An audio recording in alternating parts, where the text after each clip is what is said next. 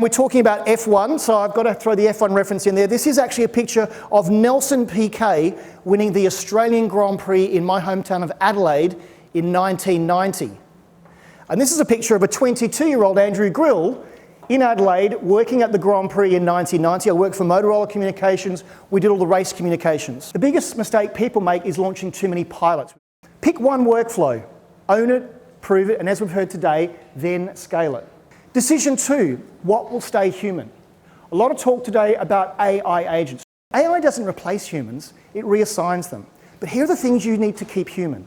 Decisions where being wrong has a serious cost. Decision 3, what is your production metric? Stop measuring performance in isolation. In F1 terms, the chief strategist doesn't care how fast the engine runs in isolation, they care about lap time.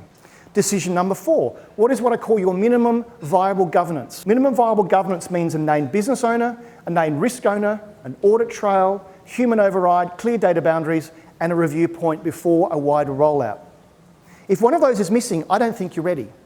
Decision 5, are you building for agents now? Even if we're not deploying agentic AI this quarter, build as if you will. In F1 terms, the teams that are dominating this year made engineering decisions in 2023. The winners will not be the firms with the most AI, they will be the firms that redesign the work around it. This is hard. You've all come off digital transformation. We went through COVID, we went from paper forms to websites. Transformation because of AI means you have to fundamentally redesign how work gets done, and that is hard. Just this week, the CEO of Coca-Cola and the CEO of Walmart stepped down. They said, we've got us this far, but we don't believe we're the people to completely re-engineer the business. We went through digital transformation, but what AI is going to do in terms of redesigning work, we're not the right people for that. So when I talk to recruitment firms about recruiting at the board level or the C-suite, they're saying, well, what does a AI-ready chief executive look like? Someone who isn't just comfortable with the technology, they're super comfortable with change. AI demands better humans. Often people say, AI won't replace your job, someone who knows how to use AI will take your job. That's true to some extent.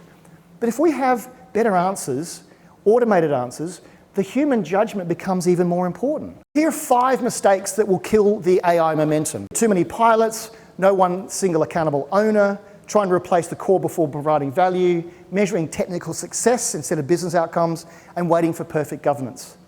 These aren't technology failures. These are leadership failures. Let's look at a 90-day plan. Day 1 to 30, choose one workflow, one owner, one success metric. Days 31 to 60, design the workflow, controls, data boundaries, and the human override. Then the final sprint, days 61 to 90, deploy one contained production use case and review it formally before scaling. In F1 terms, you don't win Le Mans on your first race. You win Silverstone, then Monza, then you build a championship. This plan gives you Silverstone. So in 12 months, the winners will have fewer pilots, more live deployments with measurable ROI. You've got to have AI in every board paper. I do a lot of work with boards, as I said, in the C-suite, and I'm now encouraging them to put an AI agenda item in for every month. Getting the board on board with AI, getting them digitally curious, means they're making smarter decisions and greasing your wheels. Here's 5 things to do next. Name one workflow, name one executive owner, define 3 business metrics, name one risk owner, and book the 90-day review now. None of them require budget approval. None of them require a board meeting. They require decisions because the race has already started.